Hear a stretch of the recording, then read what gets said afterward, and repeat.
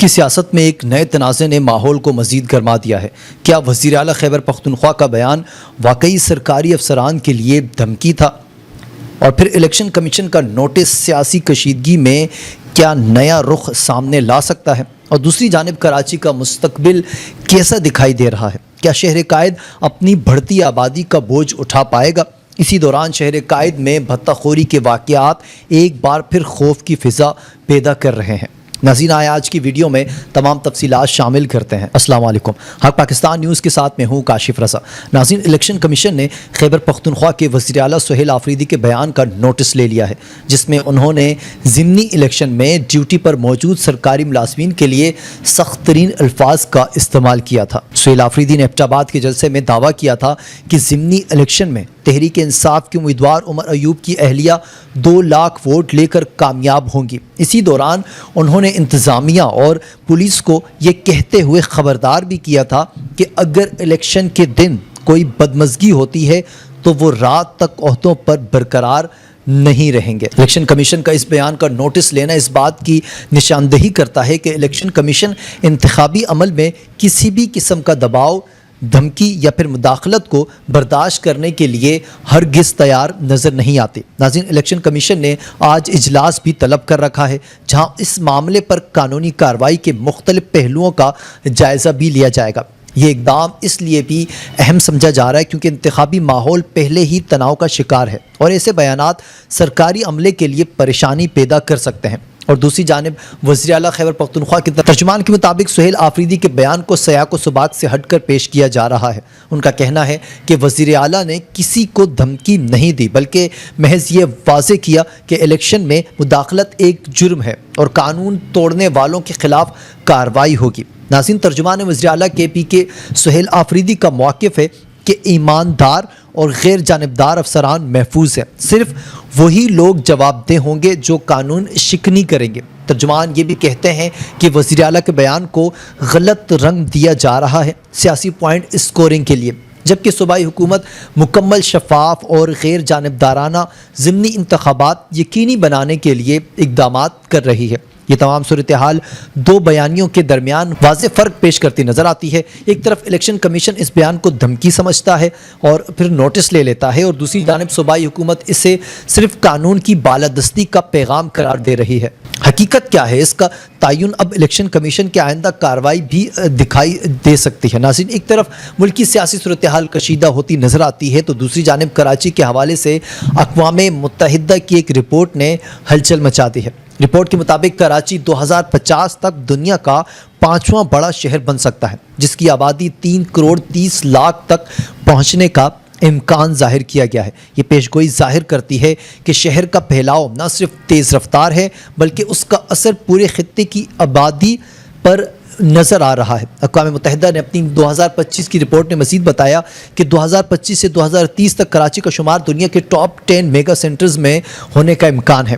موجودہ اندازوں کے مطابق کراچی مصر کے قاہرہ، جاپان کے ٹوکیو، چین کے گوانزکو، فلپائن کے منیلا اور بھارت کے کولکتہ جیسے شہروں کو بھی پیچھے چھوڑ سکتا ہے۔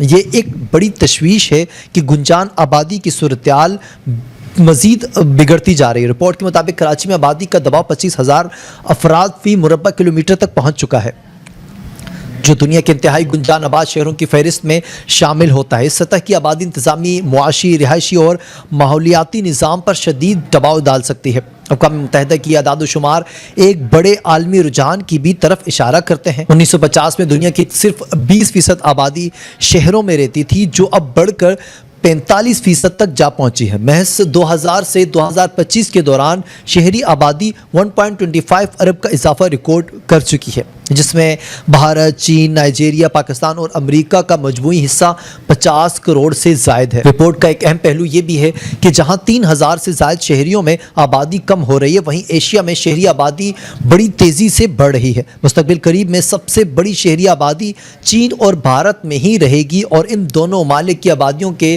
رجحانات دنیا کے شہری ساخت پر براہ راست اثر انداز ہوتے نظر آتے ہیں۔